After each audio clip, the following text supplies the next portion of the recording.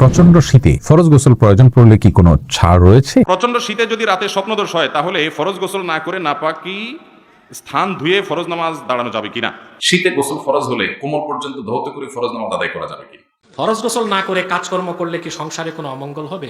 শীতকাল, মাঘ মাস, কনকনে শীত, স্ত্রীর সাথে রিলেশন করার পর দেখা যায় রাত 12টায় মাঘ মাসের কনকনে শীতে বুড়া গেছে গোসল করতে পুকুরে।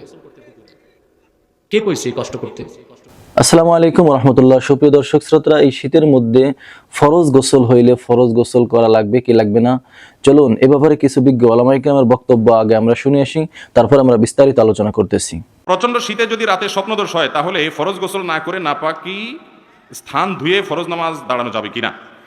না ভাই, যদি প্রচন্ড শীত হয় আর গোসল ফরজ হয় তারপর আপনাকে গোসল করেই ফজরের সালাত আদায় করতে হবে। এক্ষেত্রে অনেকে লজ্জা পান যে এমন কোনো জায়গা আছেন, হয়তো বেড়াইতে গেছেন আর সেখানে দেখা গেলো যে গোসল ফরজ হয়ে গেছে, স্বপ্নদোষ হয়ে গেছে, এখন তিনি গোসল করতে গেলে সবাই জেনে যাবে, এই জন্য তুমি লজ্জা পান। এই লজ্জাটা হলো কুফুরির অঙ্গ, এটা কিন্তু ইমানের অঙ্গ না। সব লজ্জা ইমানের অঙ্গ না। যেই লজ্জা আপনাকে পাপ করতে বাধা দেয় ওই লজ্জা ইমানের অঙ্গ। যেই লজ্জার কারণে আপনি আল্লাহর নির্দেশ পালন করতে পারেন না, নির্দেশ পালনে বাধা দেয়, ওইটা ইমানের অঙ্গ না, এটা প্রশংসনীয় লজ্জা না, ওইটা নিন্দনীয় লজ্জা। ওই লজ্জাকে জয় করতে হবে। আমাদের দেশে তো আকাম কুকাম করতে পারলে তাকে বলা হয় সাহসী, আছে না নাই? একজন মেয়ে, তিনি অশ্লীল দৃশ্যে অভিনয় করতে পারছেন, একেবারে খোলামেলা হয়ে গেছেন, বলা হয় মেয়েটা কি সাহসী। চিন্তা করছেন, সাহসের সংজ্ঞা দেখছেন? কাপড় চোপড় খেলে ফেলা যদি সাহসী হয় তো দুনিয়ার সবচেয়ে বড় সাহসী হলো কুকুর বিড়াল, কারণ এদের শরীরে কিচ্ছু নেই, সবচেয়ে সাহসী, তাই না? সাহসের সংজ্ঞা দেখছেন? আল্লাহ তাআলা আমাদের হেফাজত থাকার তৌফিক দান করুন।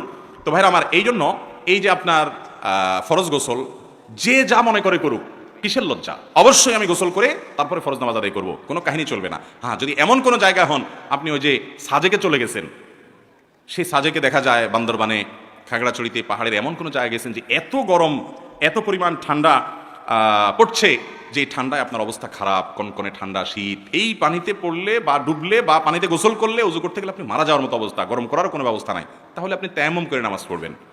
কিন্তু তাই বলে বাসা বাড়িতে আবার ঠান্ডা পানি দেখে তায়াম্মুম শুরু করে দিয়েন না, কারণ এখানে পানি গরম করার ব্যবস্থা আছে। তাছাড়া পানি ব্যবহার করলে আপনার কষ্ট হবে, মরে যাবেন না। জান্নাত পাইতে চান, একটু কষ্ট করবেন না, কিভাবে হতে পারে? এই জন্য সৎসাহস করতে হবে। প্রচন্ড শীতে ফরজ গোসল প্রয়োজন পড়লে কি কোনো ছাড় রয়েছে? ভাই শান্ত, প্রচন্ড শীতে ফরজ গোসল এর ক্ষেত্রে আপনি ঠান্ডা পানিতে গোসল করা কষ্টকর হলে আপনার জন্য ছাড় রয়েছে। সেই ক্ষেত্রে যদি ঠান্ডা পানি ব্যবহার করলে আপনার অঙ্গহানি হতে পারে, প্রচন্ড রকমের রোগ দেখা দিতে পারে, জীবন নাশের ভয় হয় আপনার, অথচ গরম করার পানি গরম করার কোনো ওয়ে না থাকে, এরকম যদি হয় তাহলে আপনি তায়াম্মুম করতে পারেন। এরকম কোনো সিচুয়েশনে যদি পড়েন, এরকম কোনো জায়গায় যদি থাকেন। কিন্তু সচরাচর আমাদের দেশে যে পরিমাণ শীত পড়ে, কিছু যে এলাকাতে পঞ্চগড় ইত্যাদিতে অনেক বেশি শীত পড়ে, সেখানে এরকম কোনো সিচুয়েশন থাকতে পারে। কিন্তু নর্মালি অন্যান্য এলাকাগুলোতে, ঢাকার আশেপাশে বা অন্যান্য জেলাগুলোতে যে পরিমাণ শীত পড়ে, তাতে পানি ব্যবহার করলে অঙ্গহানি হয়ে যাবে বা জীবন হুমকির মধ্যে পড়বে, এরকম পরিস্থিতিতে পড়ার সম্ভাবনা খুবই ক্ষীণ। সেই জায়গা থেকে এটি আমাদের জন্য করা জায়েজ হবে না, অর্থাৎ তেমন করে নামাজ আদায় করা জায়েজ হবে না, গোসলই করতে হবে। আর গরম পানির ব্যবস্থা কম বেশ প্রায় বেশিরভাগ জায়গায় আজকাল থাকে। একটু কষ্ট হয়, হয়তো একটু বিব্রতকর পরিস্থিতিতে পড়তে হয়, অন্যরা জেনে যাবে, তাতে কি? আমার তো আল্লাহ তাআলার ফরজ নির্দেশ পালন করতে হবে, যার কারণে এটি আপনার অবহেলা করা যাবে না। শীতকাল, মাঘ মাস, কনকনে শীত, স্ত্রীর সাথে রিলেশন করার পর দেখা যায় রাত 12টায় মাঘ মাসের কনকনে শীতে বুড়া গেছে গোসল করতে পুকুরে। কে কইছে এই কষ্ট করতে? এই মাঘ মাসের শীতে রাত বাজে 12টা, পুকুরে যদি গোসল করে 7 দিন আর ভয়তে যাবি স্ত্রীর কাছে? কথা বলে। আরে ভাই, আপনার সাথে সাথে গোসল ফরজ না। আপনার উপর কখন গোসল ফরজ? ইদা দাখালা ওয়াক্তুল ফাজরে, ফজরের টাইম এন্ট্রি করার পরে গোসল ফরজ। এর আগে আরামে ঘুমায় থাকেন নিয়ে আসা। হ্যাঁ, এর আগে যদি আপনি কোরআন তেলাওয়াত করতে চান, তাহাজ্জুদ পড়তে চান, তখন আবার ফরজ হবে। একটা কষ্ট থেকে বাঁচার ব্যবস্থাও বলে দিলাম। তাহলে মুমিন কখনো অপবিত্র হয় না। জীবিত থাকলো কি মারা গেল, যেহেতু তার কি আছে?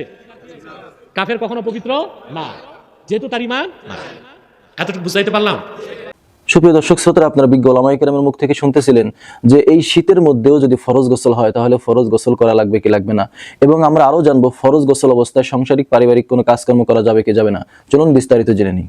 সুপ্রিয় দর্শক, ফরজ গোসল অবস্থায় আপনি কোরআনুল কারীম তেলাওয়াত, মসজিদের মধ্যে প্রবেশ এবং আরো অন্য কাজ আপনি যেগুলো যেমন কোরআন শরীফ তেলাওয়াত করা, কোরআন সরাসরি স্পর্শ করা, এগুলো আপনি করতে পারবেন না যখন আপনি ফরজ গোসল অবস্থায় থাকবেন। এবং ফরজ গোসল অবস্থায় সরাসরি কোরআন ধরেও কোরআন পড়া যাবে না, তবে কিছু দোয়া সালাম যেগুলো মুখস্থ আছে আপনি এগুলো পড়তে পারেন। সাংসারিক পারিবারিক কাজ করা যাবে কি যাবে না, সাংসারিক কাজের ক্ষেত্রে আপনি যদি ফরজ গোসলটা এমন একটা বিষয় যত দ্রুত করা সম্ভব, যত দ্রুত পারা যায় ফরজ গোসলটা সেরে নেওয়া। যদি একটু দেরিতে হয় তাহলে সাংসারিক পারিবারিক কিছু কাজ যদি করা হয় তাহলে এতে ক্ষতি হবে না, তবে উত্তম হইতেছে দ্রুত ফরজ গোসলের কাজটা সেরে নেওয়া। চলুন আমরা এই ব্যাপারে আরো কিছু ভিডিও ফুটেজ দেখে নিই।